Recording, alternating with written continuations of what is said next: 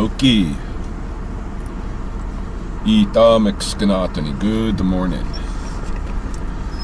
It is just after 8 o'clock in the AM on Friday the 13th of September 2024. Friday the 13th seems like an auspicious day to launch into an important memoir. It's a rain day today. We are in the last summer lunar cycle, Awaka Sikitsum, the deer moon. And Taylor and I are just at Tim Hortons to get our morning coffee to start our morning rounds.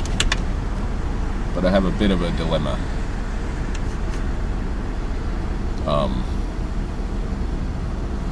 It's 8 o'clock in the morning right now. I have dogs coming to the house at 9:30. I have a skunk to pick up on the opposite side of town. Taylor wants her walk. There's lots going on all at once, as usual. My days are kind of like this. Everything's quiet, and then a mad rush.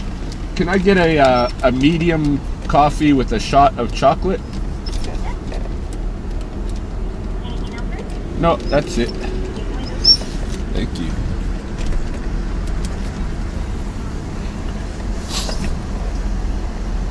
When I first started ordering the medium coffee with a shot of chocolate here, it was very confusing for them. They're like, you just want black coffee with a shot of chocolate syrup in there?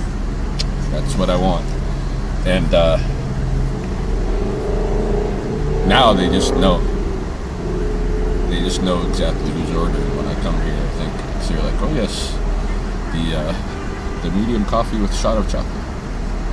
See you at the window. And Taylor expects her milk bone.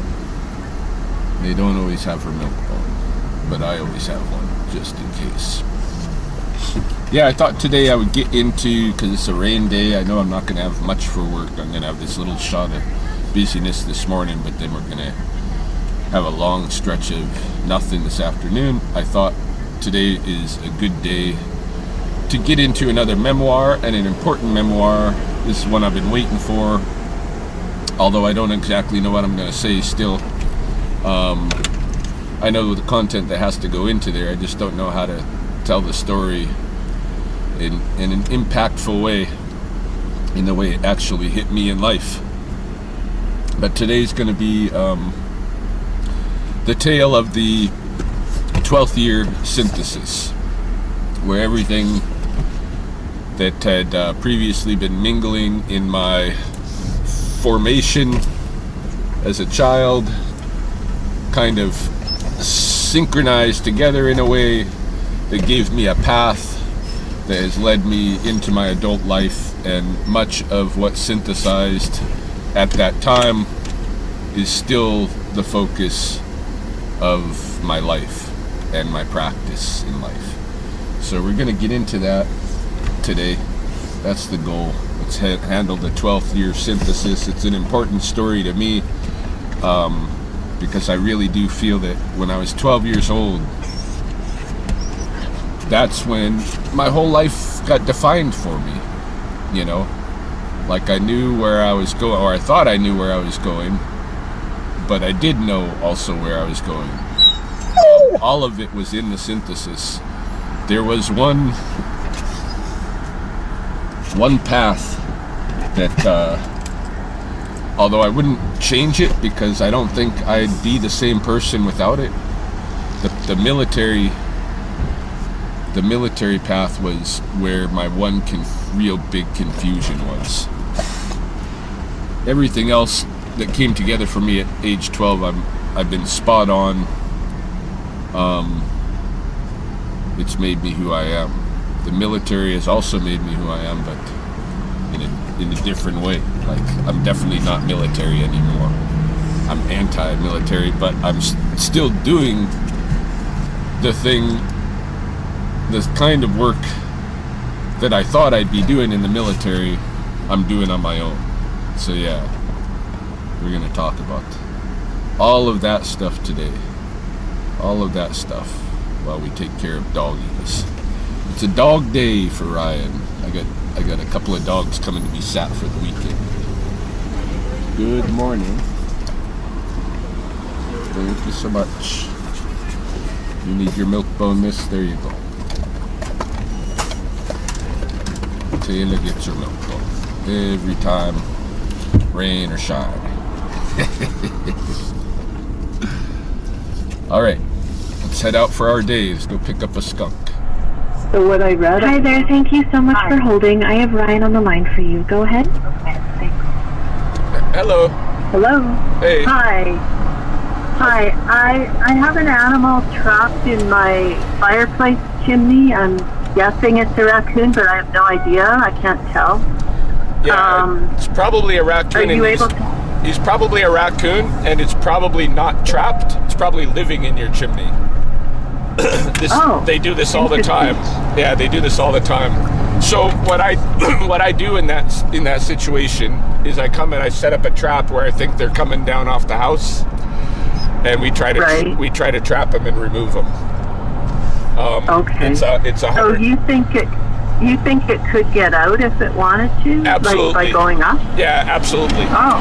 Yeah, I work with raccoons every day, and about probably 30% of them that live in the city are living in people's chimneys. Okay. So it's a really common thing. Okay. I work with it every day. So I try to trap them first because I do also have a one-way door technique that I can exclude them. I can mount the one-way door on there. They leave within 48 hours, and then they can't get back in, and then we cap your chimney. That's another way, but that leaves the raccoon in the neighborhood, and since they like your house, they'll try to find a way into your crawl space instead. So it's better to trap them if we can. Okay.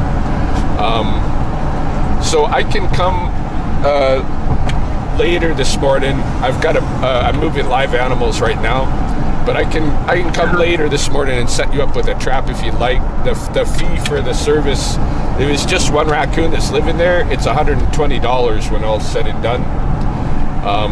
If there's more animals, it gets considerably more expensive. But in a chimney situation, this time of year, it's usually just one animal.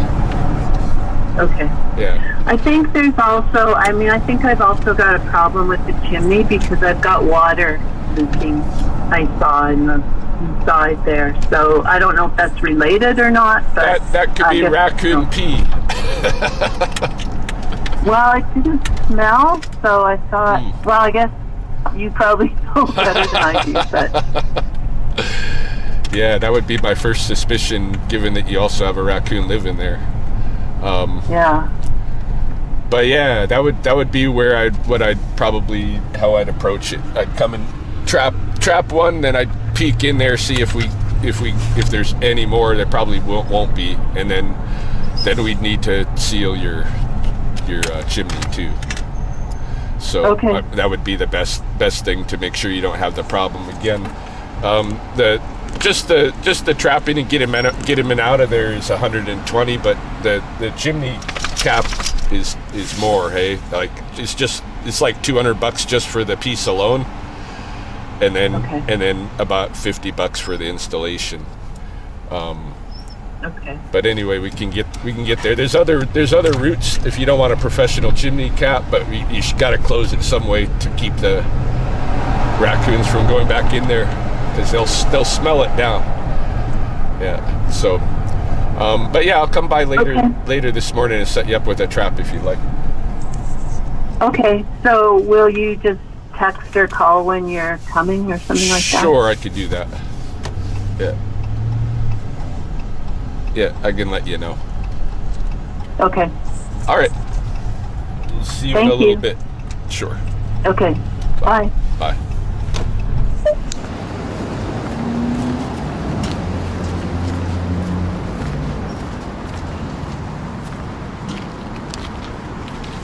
Got somebody in the trap.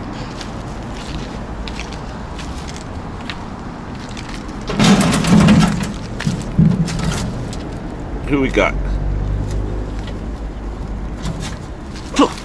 skunky. He sprayed me right in the eye, motherfuck. Oh, right in my good eye. It's burning. Oh, shit. Fuck. Oh, you brat. You're out of here.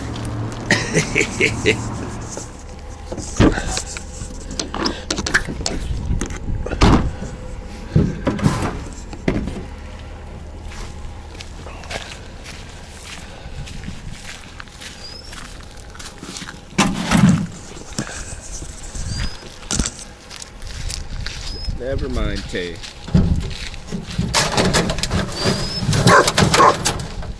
Never mind, Taylor. All right, bro. Go ahead.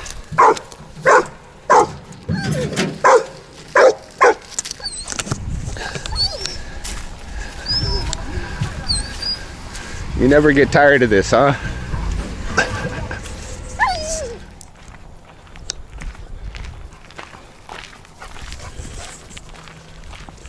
Just taking a short walk along the river here on the north side before we go home to receive those dogs. Maybe 2 kilometers, half hour. I got enough time, just enough time to do that and then run home to be there for the new dogs. And then once they're kind of settled, we'll go set a trap for that raccoon on the other side of town. Any case, the 12th year synthesis. What happened? All right, so 2 kind of serendipitous things occurred. I don't know if it's serendipitous is the right word for this situation, but basically, I'd already talked about how the time I was about 10 years old, by the time I was 10, I was free to go all over the city on my bike. My parents really didn't have me on a leash at all, you know, in terms of hindering my wanderings, you know. I had lots of friends who weren't not allowed to go where I could roam. I could go pretty much anywhere in the city that I wanted to, by bike, by bus, by whatever. Oh, look, we got a Rottweiler.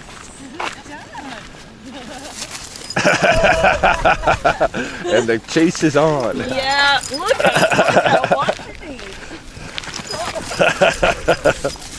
Get her, Gina. Yours is cute. How old? About a year and a half. Year and a half? Yeah. Yeah. She's not quite 2. Oh yeah, so they're pretty close. Yeah.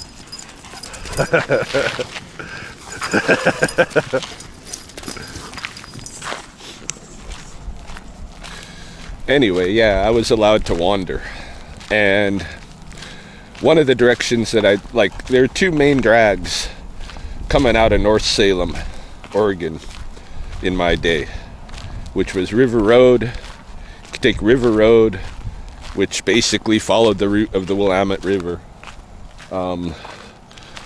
north to south into the heart of the city, into the city's downtown area, and south of that into South Salem.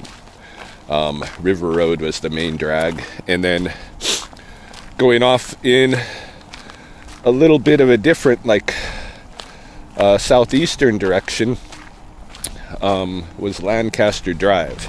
And Lancaster Drive is where we originally lived when we moved to Salem, in that apartment complex that I talked about the snake experiences at, and my introduction to Jesus. So anyway, Lancaster Drive was a main thoroughfare. Lots of shopping center stuff along there. Some very cool, unique shops, and also a big shopping mall, and other things to do. So I used to travel along both of those routes, hey, for miles. River Road and Lancaster Drive. And on Lancaster Drive, when you go down a ways, just past the Lancaster Mall, there was the military recruiting station, an office set up with Army, Navy, Air Force, and Marines recruiters' offices. And, you know, as I talked about in my earlier videos, my childhood videos, I was very influenced by popular media of the 80s, which had a heavy emphasis on telling the stories of the fictional and non-fictional stories of Vietnam veteran experience, basically. And of course, you know, all kinds of stuff was in that mix, but very popular were these movies about elite forces or elite operators like Rambo and Commando and all of these, you know, highly masculine movies. You had things like Uncommon Valor. There was a lot of let's go save the POWs stuff going on. I don't know, but in any case, it seemed like I was so indoctrinated with military stories all around me. I started going to the military recruiting offices, and that was a ways from home, and they had at the time these big video discs, like a record size, like a LP size, you know, silver video discs with a machine, and I could watch those in the Army recruiter's office. I could watch those video discs. They went through all the different military occupation specialties, you know, the different jobs that you could have in the military. So you could look at the different jobs, and obviously every single job was made to look awesome, you know. But I was particularly interested in the Special Forces, the Army's Green Berets. And that was, you know, obviously that's a media influence that led me in that direction. But what I learned from watching the video discs in the Army recruiter's office was that Special Forces were kind of like the war educators. Their job is to go into oppressed communities, arm them, equip them, train them to militarily overthrow their oppressors using guerrilla warfare, basically, but with high-end weaponry supplied by the U.S. Every member of the Special Forces is supposed to be bilingual. A lot of ethnicities are involved in the Special Forces because they need to be able to send people into different places and have them kind of blend in. I was right hot on the idea of going into Special Forces. So that was one of the influences that I had at age 12 that went into the synthesis, was that I started actually planning a military career with the military recruiters already by age 12. Hey, you gonna go down and go in the water? She likes to go in the river. Yeah, get your river bath in before we go home. The second, what did I call it? The second thing that happened that was like serendipitous, that just seemed to pull different things together, different influences together, was that they extended my street. I lived on Stonehedge Drive in northeast Salem, which later became Kaiser. By that time, it might have even been called Kaiser by the time I was 12. I'm not sure. Somewhere when I was a kid, they changed it to a city of Kaiser rather than city of Salem. But they extended our street to the east by another couple of blocks, and in the next block, in the first block that they built, which kind of ran up a hill, at the bottom of that hill there was a duplex built. Somebody bought and was renting out the two sides of the duplex. And in one of those sides, a young volunteer firefighter set up shop with his young wife.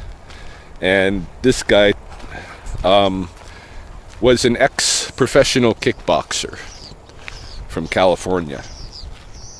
And he transformed like I did, like at my house. His garage was a gym. Hey, he turned his garage into a martial arts gym. And one day I was just walking from the field in my backyard up in that direction, and when I got to that new section of street, I could see, over across the street to this guy's house, his garage door was open, and he was training martial arts in there. And I was watching him, and I was impressed. And, that's something that I'd wanted to do. Again, media influenced by the kind of things that they were shoving down our throats in America in the 1980s. War stuff. And a lot of the war stuff was merged with martial arts stuff. Ninjas were the giant thing in the 80s. And Sho Kasujo, in fact, I got his autograph. Very famous ninja. Yeah, there was a lot of that stuff going on. G.I. Joe, which I was into, had ninjas, had martial artists, and were military. And I just figured, if you're going into special forces and you're going into a military career, why not also be a trained fighter, right? So I approached this guy, his name was Bill Holmstrom, in his garage, and asked if he would be willing to train me. And we set up a deal where I would pay him $25 a month, and I would have training twice a week, Tuesdays and Thursdays. And so I started training with Bill in his home garage dojo. And I tried to bring my brother, my friends into it, but none of them liked getting beat up the way that I did. Bill was hard, he's a professional kickboxer, and he was training us.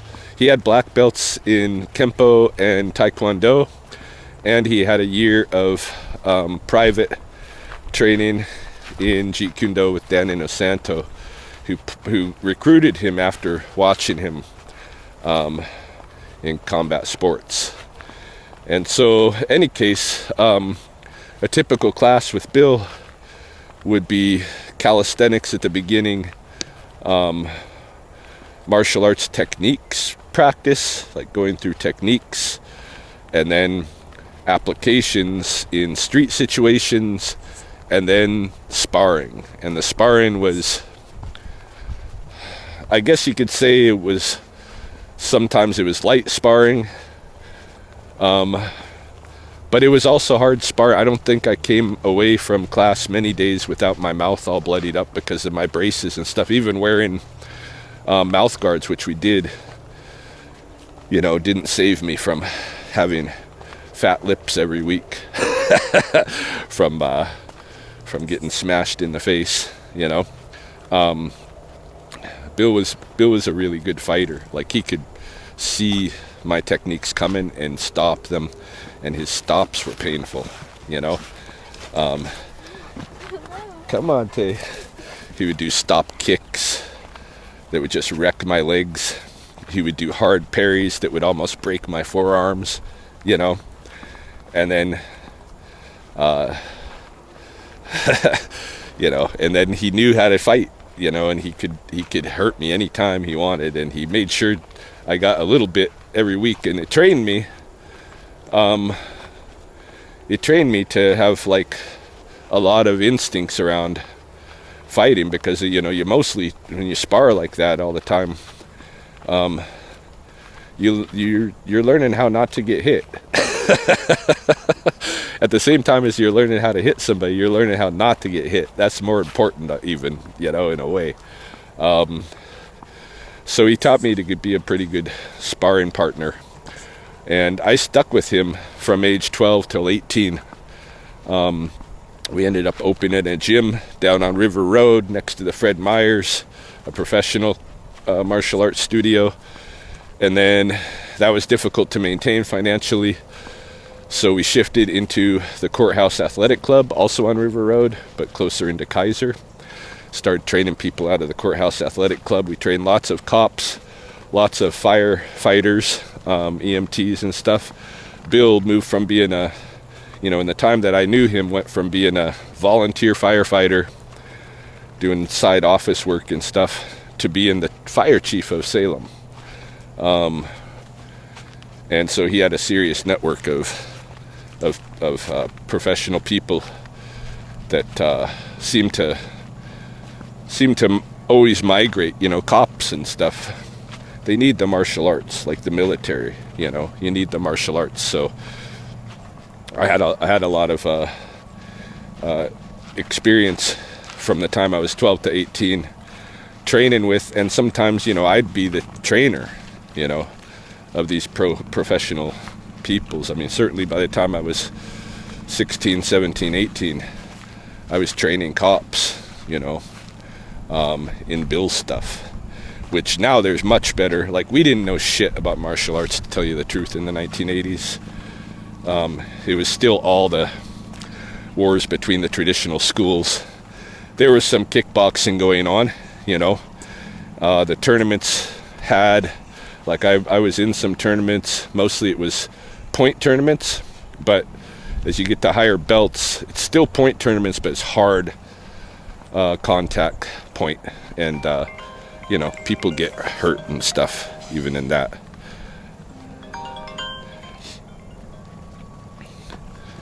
Hello. Hey there, it's the answering service. I have a Zafar Hayat on the line that said he called last night regarding a skunk, and he said it's living under his shed on his property at 62 Oxford Road West. Oh, yeah. Do you want me to patch him through? Tell him I'll call him back in about a half hour, but I will call him. Sure, I'll let him know. Yeah, and we can come set him up with a trap today. But yeah, I'm just busy at the moment. Yeah, no problem. I'll let him know. Okay, thank you. Bye now. Bye. So it sounds like we got a couple of new traps to go set today. Good. I think we're going to end the walk here, and we'll get back to the story, because the major synthesis is yet to come. Hey, so we do got now. Ryan's talking to military recruiters on the regular, planning already a special forces career, and martial arts seem to be appropriate for that. So I picked up martial arts. I'd never enjoyed the team sports that my parents tried to get me into. Baseball, basketball, soccer. I was terrible. But individual sports, martial arts, and later running, I could connect with. Hey, I could connect with. I didn't like that team kind of atmosphere where people are getting mad at each other for, for not doing what the best performance that need to be done for whatever. I just didn't like having that pressure. But I really enjoyed, when my judge and jury and who I need to be better than is just myself. So the martial arts worked for me on that level too, as well as it fit into the plan that I was building. So, but then there's also the ecology and nature and such, and we're going to get to that next.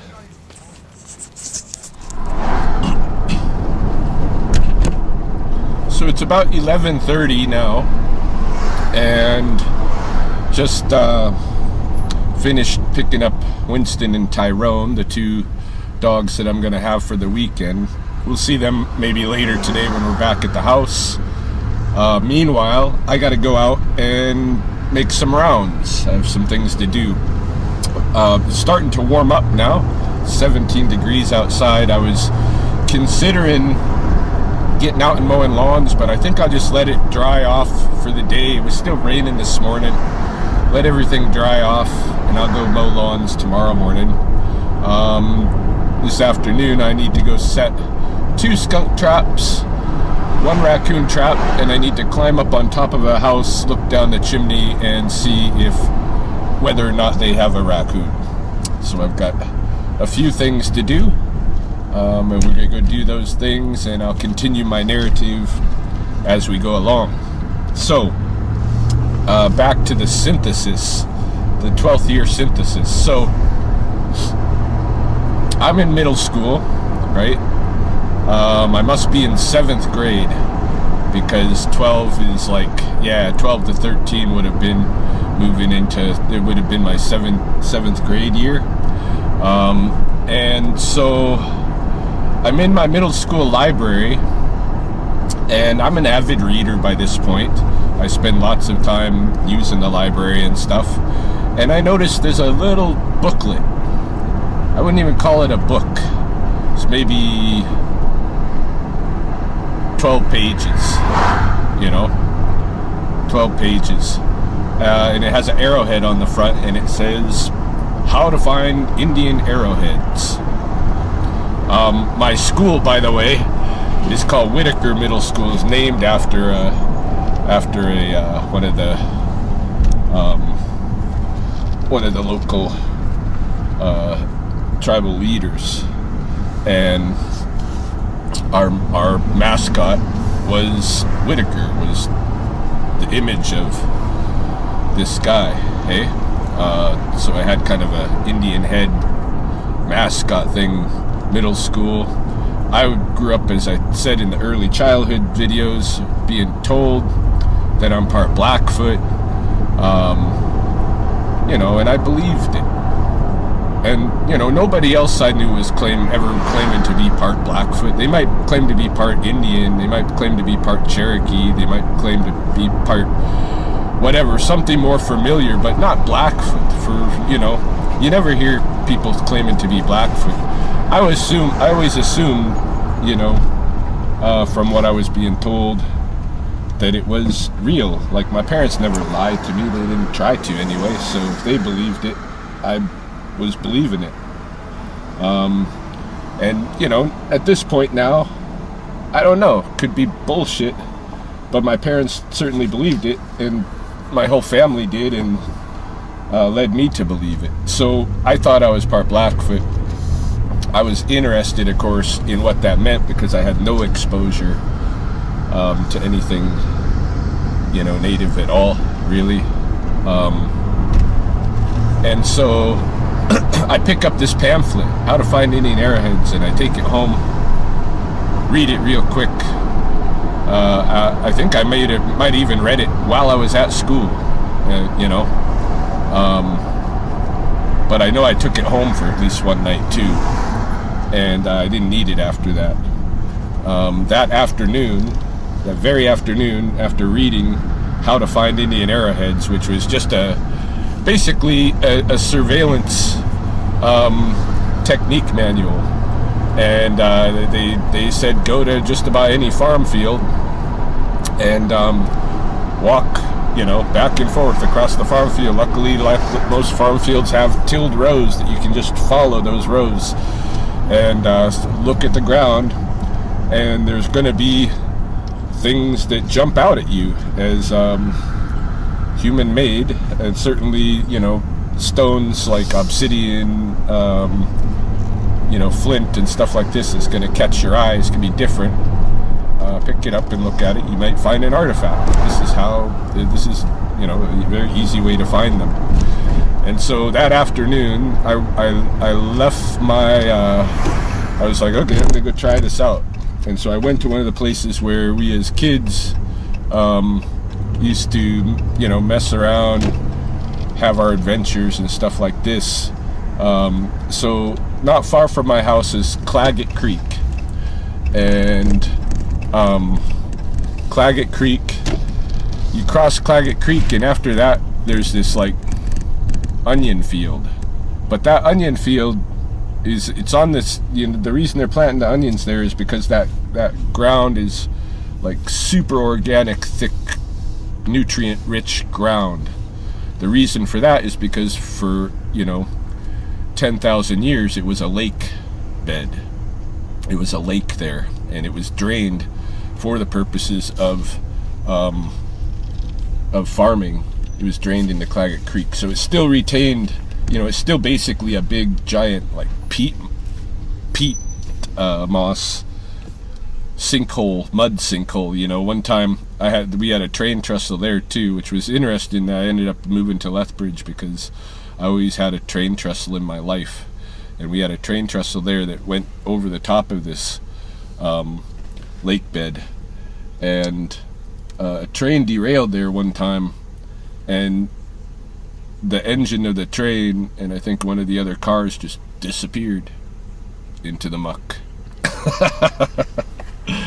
Pretty crazy. And beyond that, beyond the farm field was old growth Douglas fir forest. So you had these stretches of farm field interspersed with old growth Douglas fir forest. And when I was young, we had a lot of the old growth Douglas fir forest, and at this time that I'm talking about, we still had a lot of it. But a lot of it got carved back, especially after I left for the military. Coming home to that same area and looking around now, it doesn't look anything like it did when I was growing up. Most of that forest and farm has been cleared and is now turned into neighborhoods and such. Crazy enough. Anyway, I'm here to set my first skunk trap, so I'll get back to the story when we're done.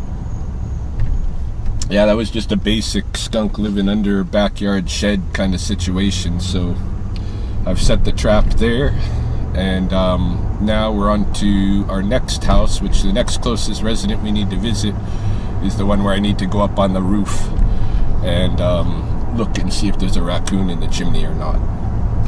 Anyway, back to the story.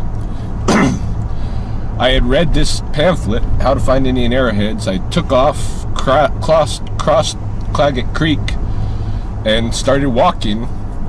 I was going to start doing zigzags across the field, across the onion field that used to be the old ancient lake bed. And so I figured I would walk to the old growth forest, across the lake bed, turn around, walk back, and, you know, back and forth, zigzags. So I made my first walk across, didn't see anything unusual in the row, and I could kind of see in the next rows next to it too. So when I zigged back, I went over 2 rows and then came, and then I could pretty much like cross view what I'd already viewed a little bit, plus have a whole new section. Anyway, I start making my way back toward the Claggett Creek, and I hadn't gone too far from the edge of the old growth forest, and I found an arrowhead, just like that.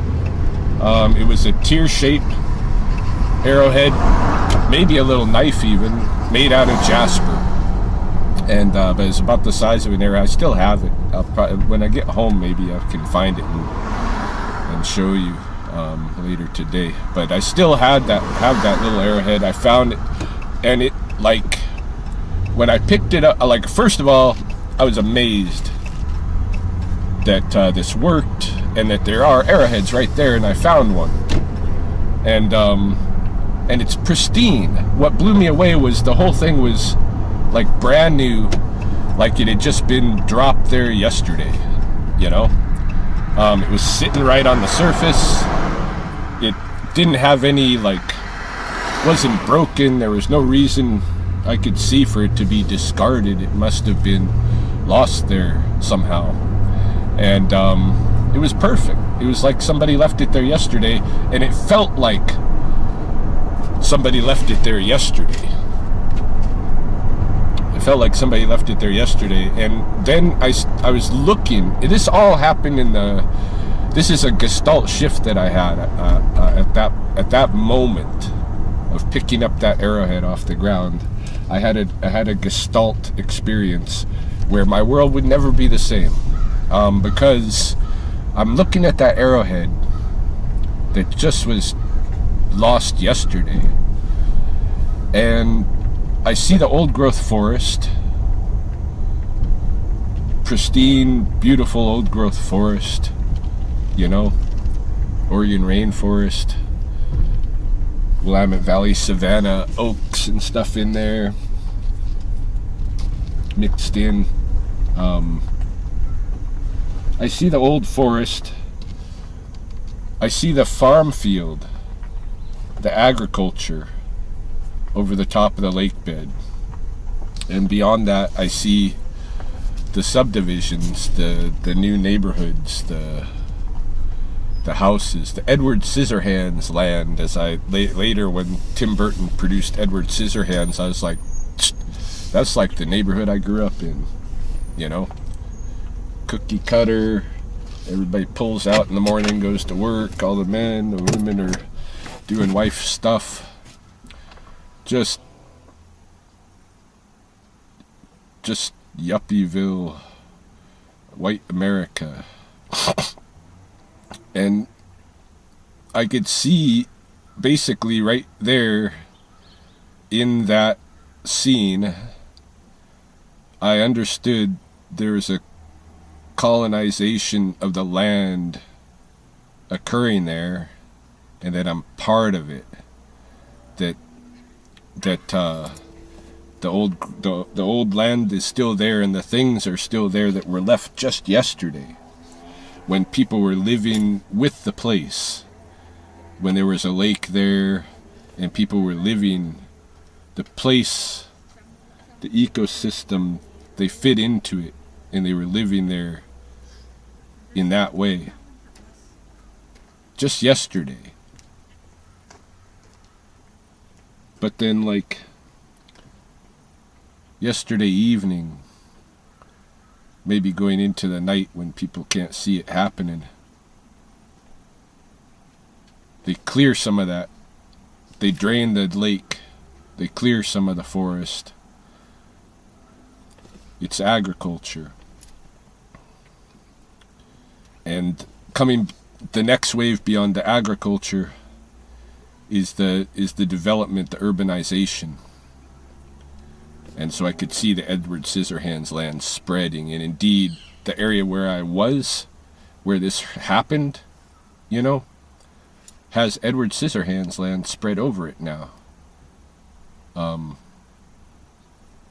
And when I lived there with Mahoney again, after we got married, when we stayed with my parents and hers, we kind of flipped back and forth for a couple of years. And while we were there in Oregon, in addition to working repatriations for the Grand Ronde, I ran a little landscaping business, and I had clients whose houses were down in that lake bottom, and who wondered why they had their lawn was all soggy and had frogs and stuff. Can you do anything about this? No, I can't. You built on a lake, on what's supposed to be a lake and has been a lake for 10,000 years. But yeah, I had a gestalt shift, and I realized there's a colonization process occurring right here. And I'm just embroiled in it because of just the way life is. Everybody is. Everybody's embroiled in it. I didn't think of myself as anything different. But from that point on, I became way more fascinated with the ecology, the real life that was still, you know, trying to coexist with this colonial and urbanizing culture. I became way more interested in that real life, all the plants, all the animals around me, and I became extremely fascinated in, you know, the indigenous knowledge of how to live in place. And I started studying mostly like what they were calling like primitive skills and stuff. We'll get into that. But yeah, that moment there on the farm field when I found an arrowhead for sure changed my life. because, and I couldn't show it to anybody else. I tried to. I brought friends out there. I brought my brother. My brother kind of understood. But I brought a lot of people out there to try to show them, to try to give them the same experience. And it never happened for them like it happened for me. I know, because if it did, it would change them fundamentally, and it didn't. I left everybody in that world eventually, you know. Now I think people are sometimes more aware of this stuff than we were in the 1980s, but I mean, white people. But any case, I saw my world very differently, and I became even more entrenched in the idea that if I was to work in the special forces, I would be participating in a virtuous fight against this urbanization, this colonization. That's what I thought, given what the recruiters had told me and such. So you can see where this is starting to go. I'm going to go climb up on this roof and look down the chimney. Oh, this is a fun situation. Had to bring the ladder up on the roof because the chimney's pretty tall. You can see how I'm up here. Okay, let's take a look down with the flashlight. See if we got anybody. Holy. Honestly, I can't even see. Hold on. Yeah, I did not see any raccoon in there. I kind of like put the camera aside and just like made myself hover over all the light that I could so I can beam my spotlight down there. Normally I can see down to the bottom pretty good with that spotlight, but I don't know what it was with this, the narrowness of it or what, but it was pretty difficult to see. But no raccoon down there, any case. So I can tell them that's all clear. Now we're headed to the south side to set up, I believe, a raccoon trap next, and then a skunk trap, something like that. Any case, yeah, I had my Gestalt moment on that farm field, and so I started going out onto that farm field and the adjacent fields and stuff every chance I could get, and I'd go out and I'd walk for hours and hours. Hey, this became my exercise that year, and it's remained my exercise kind of throughout junior high and high school and stuff. I was known to go out and walk farm fields for all day on a Saturday, you know, or get home from school and go walk for 3-4 hours. And I was looking for stuff. But I was looking for more than artifacts. I was finding artifacts, and I was a collector at this point. A collector of surface artifacts, I guess you could call me at this point. I really came to understand collections and archaeology and stuff quite differently, and we'll go through all of that, how that transformed in my life. But this was certainly a moment out on that farm field where I was hooked, because it gave me such a shift in my awareness right away. Whatever the chemicals and intellectual connections and neurons and stuff that pulled together that afternoon for me, I was never the same, and I was hooked on learning and having such experiences some more, right? I wanted to learn from reality, not necessarily from artifacts, but that was kind of, I've used that as a basis. You know, I was out there surveying, trying to figure out the story of that place, basically, trying to do an amateur archaeology of the lake bed and the surrounding highlands. And So that's what I start getting into, you know. I start doing that all the time, but I noticed right away that, and this happened very early on into this practice. I noticed right away that there was a red-tailed hawk that would always start calling as soon as I was crossing Claggett Creek, leaving suburbia, Edward Scissorhands land, and moving into, you know, the next stage of reality, the agriculture, before you get to the real reality of the forest where the red-tail lived. But the red-tail would start calling. He'd be perched somewhere nearby. He'd see me, he'd start calling, or probably a she. And there may have been a couple, most likely, rather than one. But this is my perceptions as a 12-year-old. I thought it was the same bird greeting me every day, being excited about my approach. And I never grew up with any religion, like I told you guys in my early childhood memoirs. I didn't grow up with any religion or anything like that.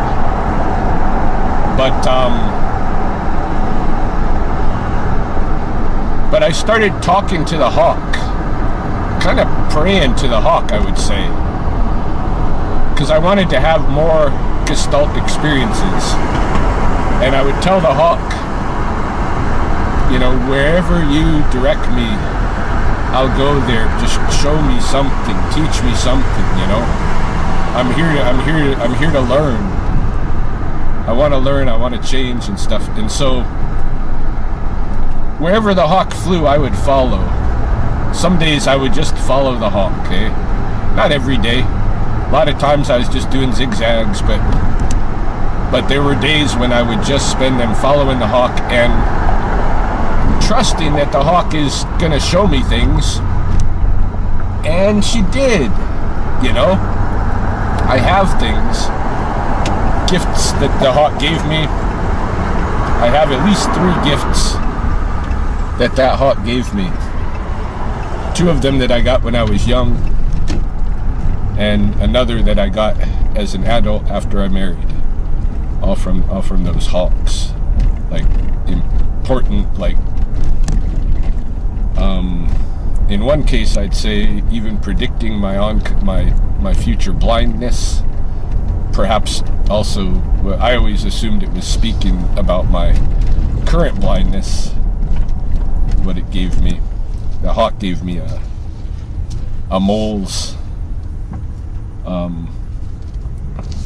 hand one day at its nest site, but I always thought that the hand was of the mole was saying something about blindness, and I find it interesting that I'm now, you know, blind in one eye. But other things, gave me other things as well. One of them I don't understand yet, but it's something.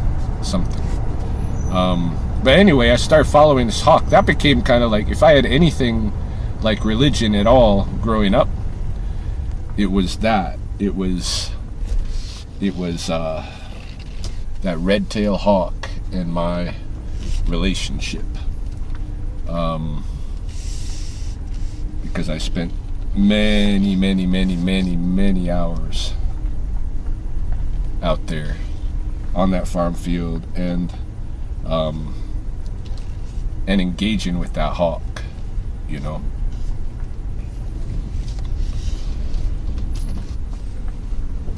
And this all started at 12. Like, I don't know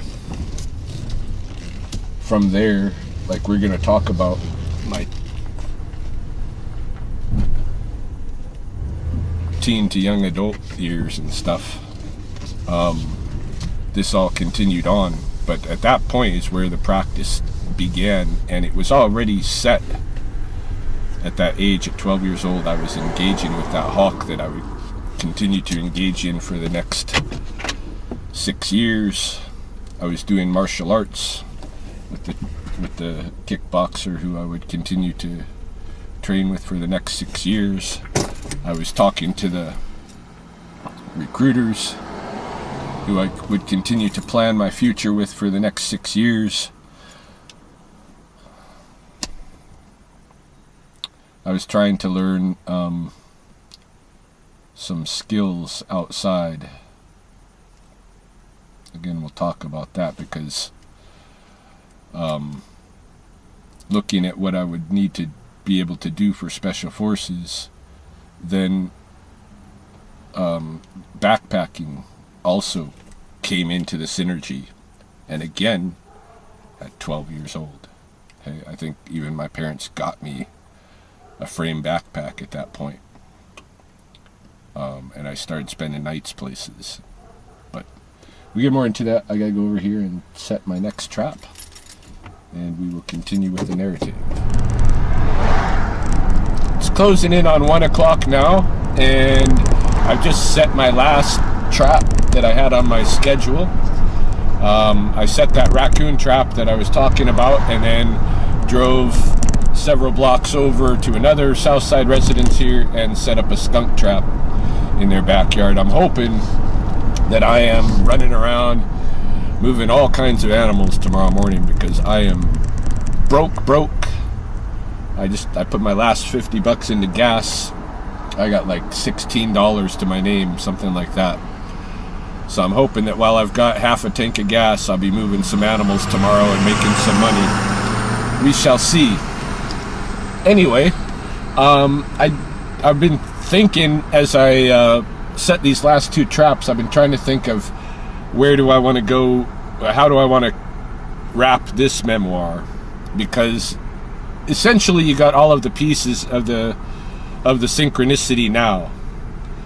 You have me having a Gestalt experience where from that point on I'm aware of colonization. I'm aware of my like that this is an active thing going on, and that I can engage in my own way in my life how I want, you know. I started looking at Special Forces as the way to deal with that, because that would allow me to do something virtuous and heroic, supposedly, to help places where this oppressive thing is going on, like directly before it gets to this stage of agriculture, you know, resource development and urbanization and stuff, eh? Before it gets to this stage, that's what I understood is where the Special Forces step in. So I had that as my life plan already starting to be set. I don't know if I began running at 12, but certainly I did start running, and we'll talk about that when I do Ryan in the martial arts memoir. I definitely started martial arts, and the martial arts seemed to me an important thing to have because of the trajectory that I was taking with the military, but also because it was the first kind of athletic activity that I really felt connected with, you know. The individualness of it was what drew me to it, I think, the most. But also it was something utilitarian, which I'm a very utilitarian and comfort-seeking kind of guy, you know. So you had all of these elements. You had me getting interested in archaeology, and I guess you could say again that was media influence too, because I was very into Indiana Jones at an earlier point in the 80s. But by the time I was 12 years old, like I say, I was basically doing my own amateur archaeology of the area where I live. And I started focusing on those technologies of the past and bringing them forward today. So I was learning how to make arrowheads. My dad would go into the mountains and source obsidian for my brother and I play with making our own arrowheads and these kind of things. We'll talk more about this. I think I'll wait on that one for, maybe I'll just make a Ryan and archaeology memoir, the same way I'm going to make a Ryan and martial arts, same way I'm going to make a Ryan and the military. You know, we got some other memoirs coming, some general memoirs to cover my young adulthood period, from the high school years, so to speak, that I'm not gonna, the things that I'm not already gonna lay out in those other themed videos. Yeah, we got a long way to go, but this was the 12th year synthesis. This was a massively important year to me, because pretty much all the ingredients that would make up my lifetime interests and practices were there at 12, and coming together in a way that they all seemed, that they fit together, that they belong together, that this was one, you know, holistic shift that had occurred in my life at 12 years old, and it was very impactful to me. It's hard to express it, it's hard to convey it, but it was the life-changing year for me, for sure. Nothing was more changing for me in my life until probably my first repatriation of a beaver bundle. Nothing was as massive for me as this. So I'm gonna leave it there. I'm gonna check this videos, hopefully, because I've been filming while driving. It's not, the video is not too corrupted, messed up, and bouncy and that kind of thing. But yeah, I guess that's an angle on the 12-year synthesis. I didn't take any notes or outline or anything, but you know, like I say, this was the most important childhood year for me, number 12, and it was because of all of these things coming in place that would remain with me forever, seemingly. So until next time, Gentlemen,